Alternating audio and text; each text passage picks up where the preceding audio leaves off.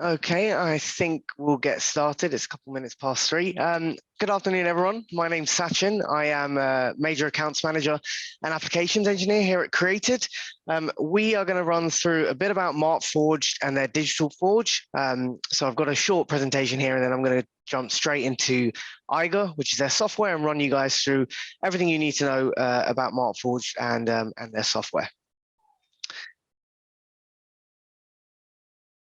So, like I said, I'm Sachin. I'm a Major Accounts Manager and Application Specialist. I'm also joined here by my colleague, Simon. Give us a wave. Hi, everyone. Simon's going to be here for the Q&A a bit later. So obviously, if you do have any questions throughout, feel free to just pop them in the Q&A and we'll do our best to answer them at the end.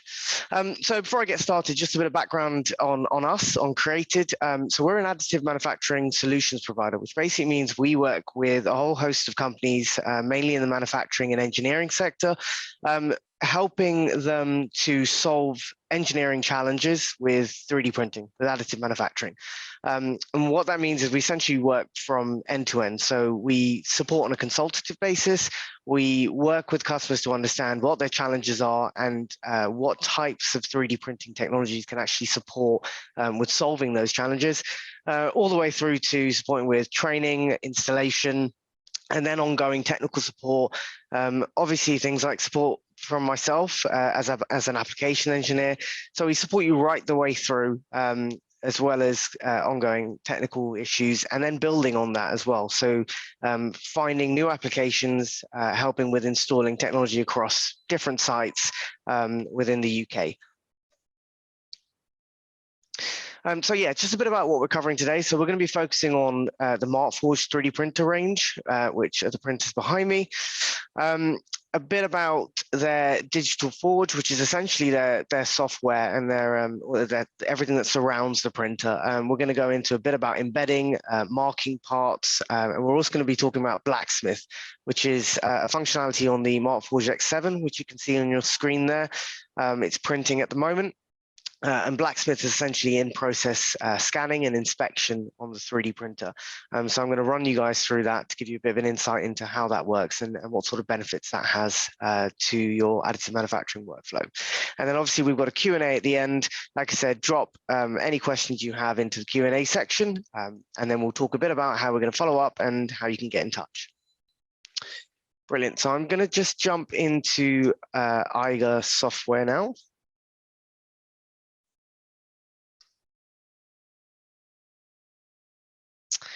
So on your screen, you should be able to see the Eiger software. So this is the Markforged online slicing software. This is where we bring our 3D files, our STL files into the software, where we can choose orientation, the settings, and the parameters for the part, as well as some of the additional features that you get with the Markforged printers, such as embedding, pausing, marking parts, and then of course Blacksmith. So the first step is to import our STL. So on the top right here, we select import STL. We can either drag and drop our part into here, or we can click that to select our part. And I've got the part ready here. So this allows us to import our STL file. If we hit import, and that brings it into our workspace. This will bring it in as the part's been designed in CAD. And the first thing we can look at doing is reorientating this part. Now, orientation is important when we're 3D printing. We need to understand what the best orientation for this part will be to allow it to print successfully, but also understanding our application. What is the intended use of this part? Where are the forces going to be applied? We're going to be talking a lot about reinforcing fibers, which is something unique that you can do with the Markforged printers. In which areas do we want reinforcement? Where are the forces going to be on this part? So in order to orientate our part, we can either select a face. So in this example, if I select the face there, you'll see that it reorientates the part on its side. If I select the base, that's the orientation we're going to print in. It makes much more sense for this part. It's going to build quite naturally. We won't need support material, something I'll touch on in the end as well. So that's one way to orientate our parts. The other way is on the right here. So we've got the option to manually rotate, and we can use this over here to rotate the part around our build plate, or we can actually drop in a specific figure to orientate our part around a specific axis. So once we've done that, and we've chosen our orientation, I'll run you guys through all the other settings on the right-hand side here. So on the general, this is where we can choose our material. So there's a whole host of materials that you can print in on the various Markforged machines. For this example, we're going to be printing in Onyx, which is their base material. Most of our customers are printing in Onyx. Onyx is a nylon material with chopped carbon fiber.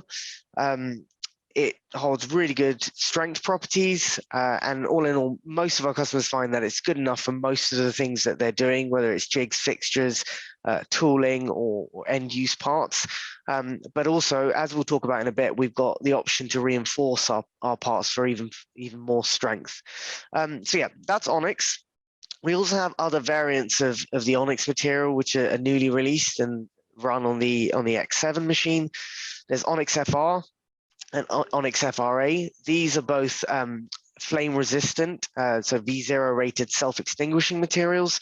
The FRA is a material that's actually certified for aerospace and comes with a full history of where the material is manufactured and produced.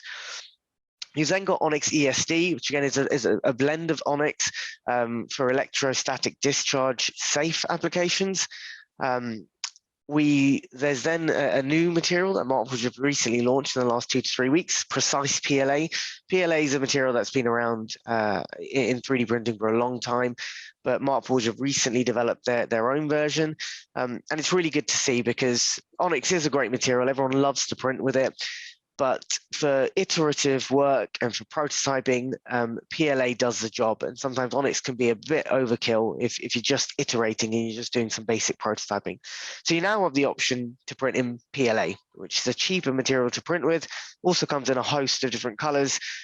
So if you need to combine, if you're doing some sort of fixture where you need a specific part of it needs to be highlighted in a different color, you can print in a red or an orange PLA and combine that with your Onyx part. So there's lots of different things you can do. You've then got nylon white as well, which is just a standard nylon material. And then at the bottom here, we've got the range of metal materials, which are printed on the Metal X. So it's a different machine. It's just off screen. And yeah, you can print in a range of different metals. If you are interested in metal 3D printing, then do get in touch with us after and we can pick it up separately. Like I said, the additional benefit really with the Markforged is you have the ability to reinforce your parts with continuous strands of fiber. So you're getting really, really strong components. Onyx in itself is about 2 to 3 times stronger than ABS. But when you then reinforce with fiber, you're getting parts that are closer to the strength of aluminium. You can replace metal components with Onyx reinforced parts, up to about 20 times the strength of your standard plastic FFF printed parts. In terms of fiber reinforcement, there are 4 fibers available. You have fiberglass, which is the cheapest of all fibers. So it's a really cost-effective option and allows you, it gives you a good amount of strength versus the cost of producing the part. You've then got carbon fiber, which is our highest strength to weight ratio. So if you do need the highest strength in your parts, then utilize carbon fiber. You've then got Kevlar, which is great for the abrasion and the impact resistance. And then finally, high strength, high temperature fiberglass. That's there to help maintain stability of parts when elevated temperatures. So when you're up to about 145 degrees, which is the heat deflection of Onyx, that's when you want to be using this kind of fiber just to help maintain that part stability at those higher temperatures. So what we're going to do is we're actually going to select carbon fiber for this example. And if I hit save, that's just going to load in the default settings for carbon fiber. And when we go into the internal view a bit later, I'll explain what that exactly means. So we selected carbon fiber. Just below that, we've got our printer type. So we will be printing this on the X7. There are essentially 2 ranges of printers. You've got the desktop range and the industrial range, as well as the third, which is the Metal X. So on this, we're going to select the industrial series. Because we've chosen carbon fiber, we'll need to print this on our X7 machine. We've reorientated our parts, that's fine. We've also got the option down here for blacksmith, and we're going to toggle that on, and we're going to enable blacksmith. I've got a scan prepared from earlier, which I'll run through a bit later on, just to show you the features of Blacksmith. The other benefit of Eiger is it's completely cloud-based. So we're going to be slicing all of this in the cloud. We're not utilizing any local PC requirements. You know, there's nothing like that. We can use the cloud to slice and get this part ready ready for use. I will talk a bit about the different Eiger options when we're looking at preparing this file for print. The next tab over here is settings. So the first one here is our layer height. We can print on the industrial series from 50 microns up to 250 microns on the X7. When we're printing with fiber, we are locked into the layer height that we can print in. So for carbon fiber, we must the layer height must be set at 125 microns. For all the other fibers, it's 100 microns. So we're locked in at our layer height of 125 microns for this specific example. We can change our units. We can change the scale if we like as well. We also have the option to toggle on and off supports. For this, we're going to switch off supports. The reason being is because we've got a cavity in here, which we're going to actually embed a nut into that cavity, and you'll see that live a bit later. So we know we don't need supports in that cavity. We know we're going to have something filling that cavity a bit later, and then when we go to print over that, we know we've got a solid roof, a solid base for that roof to be printed on. So we're switching off supports. And actually, with support material, in most cases, we're trying to design for the technology. So as you would design for machining and other subtracting manufacturing methods, there's no difference really with designing for additive. So if I'm designing something for the Markforged printers, I'll try my best to avoid support material, you know, minimize overhangs or avoid overhangs. So I've got a self-supporting part, really utilizing the technology. I'm actually just going to pause there because I believe we've got to the point where our printer has paused. So you should shortly be able to see on your screen the live feed of our X7 machine. My colleague there is just taking off the build plate. So that's the start of our print. We set a pause, and I'll show this a bit later, but that's our first pause height. And what we're doing there is we're using a wax engraver stick to highlight our logo. And that's done. It's as easy as that. What we can do is we can reinsert that bed. That goes back in with a 10 micron accuracy. So it's nice and accurate. We can bring that bed off as long as we're not removing the part. You know, we can do whatever we need to do there. We can engrave, we can embed, and then replace the build plate. And then obviously once you've hit resume, that part will, the printer will continue printing the next layer.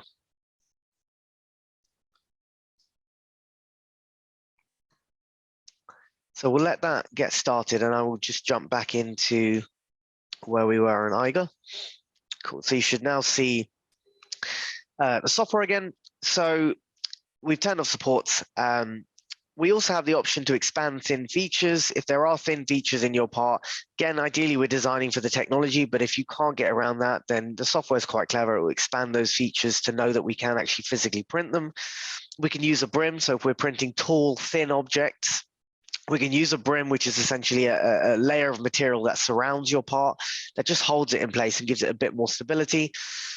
Stagger seams is a new feature that Markforged will release, which is essentially where the nozzle starts at each layer and ends at each layer. Sometimes you can end up with a seam that runs across the Z-axis or the vertical of your part. So what we can now do is stagger that, so you essentially get a nicer finish on your parts. And then the last section over here is infill. Typically, we tend to print everything at the standard settings. We print everything using triangular fill, which is a good combination of retaining strength in your part, because we're not printing anything. We're not printing solid. We're not printing hollow. We've got a structure inside, and the triangular fill does a good job of maintaining strength, but also reducing material and also reducing print time. But we've also got the other options here, such as hexagonal fill or solid fill if we needed to. We can adjust our fill density. This defaults at 37%. And then we can also adjust our roof and floor layers, and our wall layers as well. So they're all of the options on the right. I'll just hit save. That's just going to update everything. Great. So that's all of our settings adjusted. Just want to highlight something on the left here. Over here, we've got essentially all the data for our file that we've sliced. So we've got our overall dimensions. It's telling us our print time is 1 hour and 8 minutes. We've also got a 3-minute scan time on that. We've got our final part mass and our plastic volume, as well as the amount of fiber we're using, in this case, carbon fiber. And then our material cost, which is in dollars. That's about a couple of pounds worth of material. But obviously from our plastic volume, we can work out how much, exactly how much that's going to cost based on our material used. So what I'll do now is I'll jump into our internal view. Now this is where we add and check our fiber layers, where we're going to be adding our pores layers, and where we can also add our layers for which we want the printer to scan. So I'll start with essentially, this is what you see in the internal view. Essentially, it's like a hollowed version of your part. You can see those the blue highlighted sections are essentially where we've got our layers of fiber. And then at the bottom here, you've got a timeline of what's happening at each layer of our component. So these two sections here, these two groups, the one at the bottom and the one at top, are where we've essentially decided to add fiber. The printer Eiger will, as default, add 4 layers at the bottom of your part and 4 layers at the top of standard onyx plastic material before it lays in fiber. So we've got 4 layers at the bottom here. We then have a group of 4 additional layers after that of reinforcing fiber. Then the rest of our part is printed in plastic. And then just before the end, we've got another group of fiber there as well. If I select that group, see it layers 4 to 8, I believe it is, or 5 to 8. We have our layers of carbon fiber, and then on the top right, we've got the option for that group, which is to use fiber. We're using fiber in that group. The fiber pattern type. Now, in this, we can either choose to fill fiber in that entire group, so that each layer in that group is filled with carbon fiber, or we can choose stripes. Now, stripes essentially allows you to say, I want, within a larger group, I would like 10 sections of fiber, and it will equally space those sections of fiber out across that group. What we're trying to do here is minimize the cost of printing the part. We don't want to be packing our parts with fiber. What we want to be doing is utilizing sandwich layers of plastic and carbon fiber to balance the strength of our part, but also to maintain a reasonable cost and not have our part be too expensive to produce. Then we've got our fiber fill type. So in the example here, you can see the fiber actually runs throughout the entire layer. We're placing fiber in the entire cross section of that part, but we can also choose to use concentric fiber, which essentially just runs 2 or 3 or as many rings as you like around the internal, or I guess the external surfaces of the part. So around the edges, but building inwards.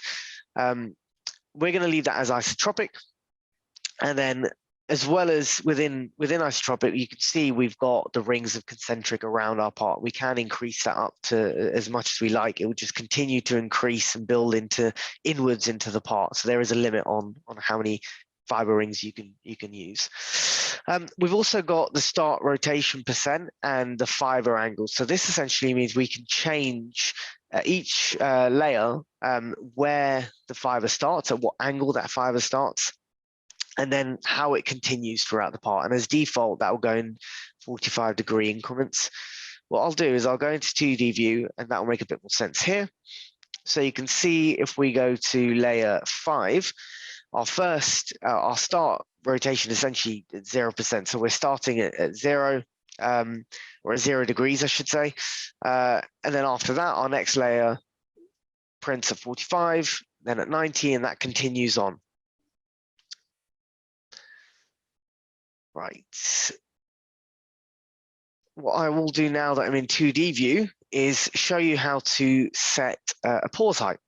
So as I mentioned at the start, what we're printing here is a little sample keyring. And what we want to do is a couple of things with it. As you saw already, we're wax engraving this. We're marking it up so that you can clearly see our logo. But there are loads of reasons why we'd want to do something like this. I've got a good example here that we've recently printed. I don't know if you guys can see that on the screen. But it's essentially a drilling guide. We've engraved and wax engraved the name of the part, so it's easy for the operator to see what the component is and pick it off a shelf of tooling. But also, we've utilized a different color to highlight where we'd want a specific drill bit to be used. So there's loads of different applications, loads of reasons why you'd want to highlight text that's within a part. For this example, we just want to highlight our logo. So going back to the example, what we're doing here is we're running through layer by layer on our part. And then as soon as you get to this layer 27, you can see that our logo has started to fill out. You can start to see our logo. The layer previous to this, it's creating the base of our logo. And this is the layer that we want to engrave. This is the layer that we want to highlight. On the top right, again, as we've touched already on using fiber, we can add a single layer of fiber here if we wanted to. Just below that, we've got the option to pause after layer. If I toggle that on, you can see it's added a new section here for pauses. What that's doing at layer 26 is it's going to pause the printer. We'll get an email notification to say that the printer's paused. At that point, we can come over to the printer as we've already done and engrave or wax mark that part and then continue with the print. And then after that, layer 27, it will fill over the infill we have on the previous layer, leaving our logo and leaving that white marking to stay through. And at the end of the webinar, you'll see the final part, and you'll see that our logo stands out a lot clearer than it would if you just left it blank. Now, we've also got a second pause that we want to set in here because we're actually embedding a nut. So we've got a usable metal thread embedded in our plastic component. Now, there's no real limit to what you can embed. There's no limit to the orientation in which you can embed components either.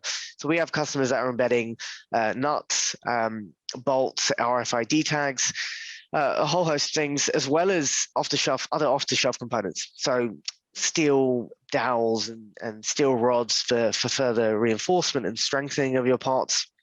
But also in this example, we're embedding in the XY plane. So it's quite easy because all we need to do is drop our component in, and then the printer, as long as we're leaving enough clearance for that part to be embedded in without the print head crashing into that component we've embedded, then it's a relatively easy thing to design and print and actually use.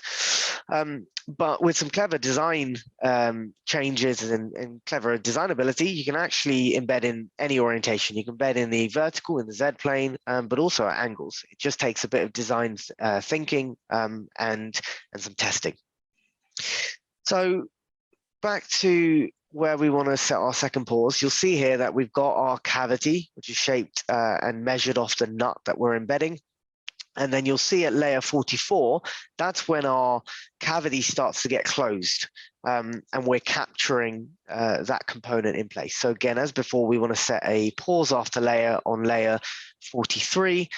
We can then, the printer will pause shortly, we'll drop our insert in, and then after that, it will then capture that component in place and continue to print right the way through with the final layers of fiber and to the end of our component.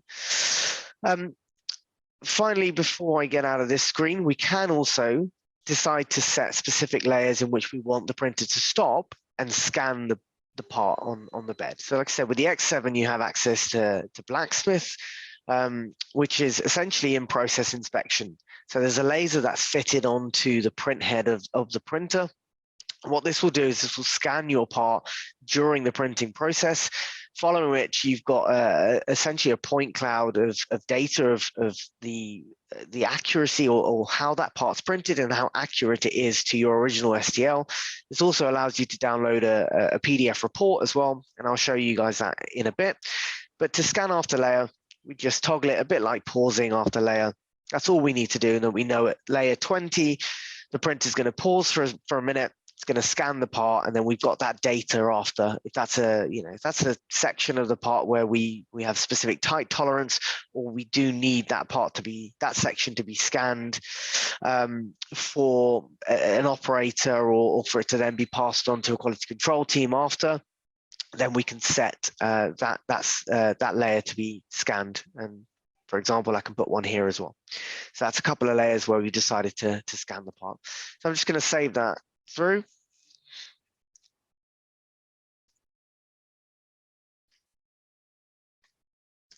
What I'm going to do now is I'm going to just jump back to part view. So we've made all of our changes. We've set our pause heights. We've set our scan layers. We set where we want fiber to be in this part. You see that the cost has actually stayed the same. I didn't add any more fiber, but if I was to add more fiber and things, you'd see that the costs would change here. You can see that the scan times increased because I added a couple of extra scan points in there. So our scan time's gone up to 14 minutes. I'm going to just switch Blacksmith off for a second because we'll need to configure that. So I'm just saving that up. And what I'll do now is I'll go over to print this part. So if we hit print, this brings it through to our printer, and that's the print bed. That's the working space we have available. And you can see that's our part that's been dropped in, and we've got the ability to move this anywhere on the print bed. On the right here, you can see we've got the option to select our printer type, but also how we want to get this print to our printer. We'll get this part to our printer. So the first option here is to export the build. So we can export it as an MFP file. And that allows us to drop it onto a USB and plug it straight into the printer to get printing. But really what we want to be doing is utilizing the cloud and utilizing connectivity. So we can select RX7 and print directly from really anywhere, as long as we're logged into our Eiger account, directly to our machine, as long as it's free and ready to print. We can also add this to the queue, which I will get to in a second. We can, on this screen, choose to rotate our parts around specific axes. So you'll see I can flip it around if I want to. But we can also use this section here to add components. So if we'd like to add more of these parts onto our build plate, we can just click and select, and as you'll see, that's added 3 of them onto the build plate. If I wanted to remove a couple, I could do that. You can add whatever you like to the same build. The only caveat is that they need to be the same material and the same layer height. So that's that. Once I've prepared my build, I can hit print, and you see it comes up with this little box, which tells us how much plastic volume we're going to be using, how much fiber we're going to be using, and how long the job's going to take. If the printer's free, I can hit print now, which isn't available because it's running. I can hit print next, which adds it straight into the queue, or I can just add to queue, and it will add it last into our print queue. If I hit add to queue, that takes us to our X7 print queue. What you'll see here is essentially everything that's up next in our print queue. So you see there are a couple of jobs here. What I can do is move jobs around depending on what's priority. I can increase the quantity of that job. So say I wanted to have a couple of those jobs running in the queue, it will run through one. Once that part's and that job's completed, it will leave the second job in the queue ready to be printed next. You've got the print times in here as well, and also you can choose to export, open, or indeed, if the printer's free, you can hit print now, and that will start that job. You also have a list of the parts that are printed previously. So you've got a whole bunch of components here that we've previously printed, as well as a shot of the printer in action, so you can see what's going on. I think we've actually just paused again, so I'm going to stop sharing so you guys can see what's going on in the X7. So this is our second pause height. You can see the text, our logo is really standing out now with the wax engraver. And then, sorry, Sabina, can you just hold it up slightly? There we go. You can see we've just embedded the nut in our cavity, just making sure it's nice and flush, so it's not sitting proud of what we've printed already. That then goes back into the printer.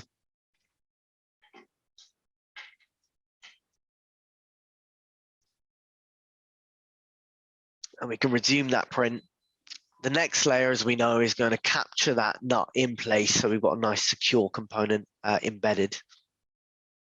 Right, I'm going to jump back into Eiger.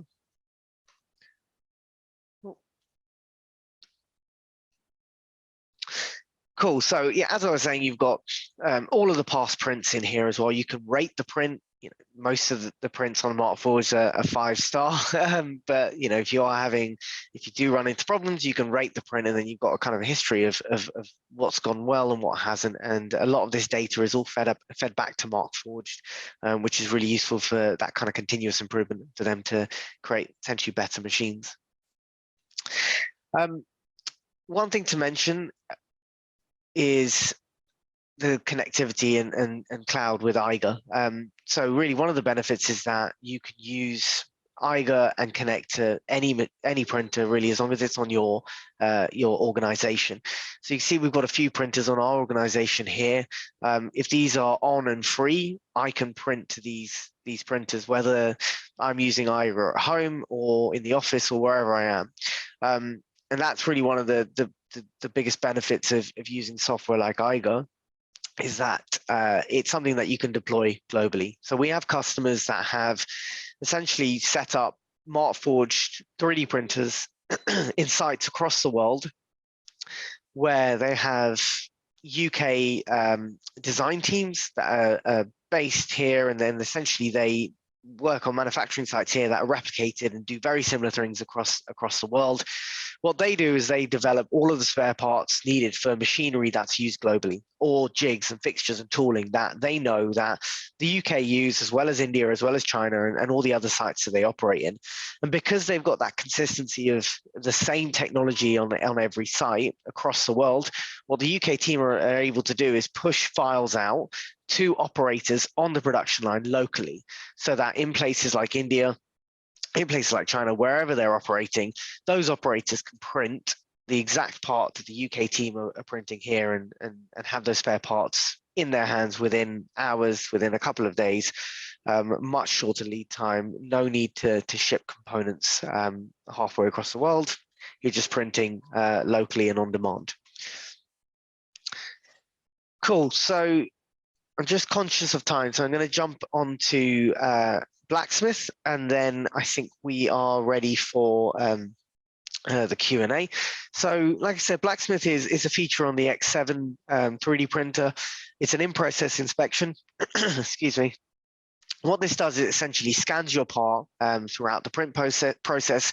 What we've got here is the sample that we're printing. It's a scan we did earlier today, and you'll see what the software's done, and what Blacksmith and the laser's done, is essentially picked up a point cloud of the physical part that's printed, and then we've got at the bottom here is we've essentially got an average, a deviation of what specific areas on that part are within tolerance and what tolerance they're within. So you can see if I'm right on the plus 250 microns, I've got a couple of points where my deviation slightly off. So I'm at the extremes of 250 microns out from my STL. As we come to the average, to the center of this graph at the bottom, you'll see most of our point cloud, most of our recorded and scanned points are within plus or minus 5 or 10 microns, which is pretty good accuracy. What we can also do within Blacksmith is select faces to double check our distance between those faces. If the height between this surface and the bottom surface just here is critical, then that's something we can double check, and we can check that it's at 90 degrees and it's within the tolerance of what we need.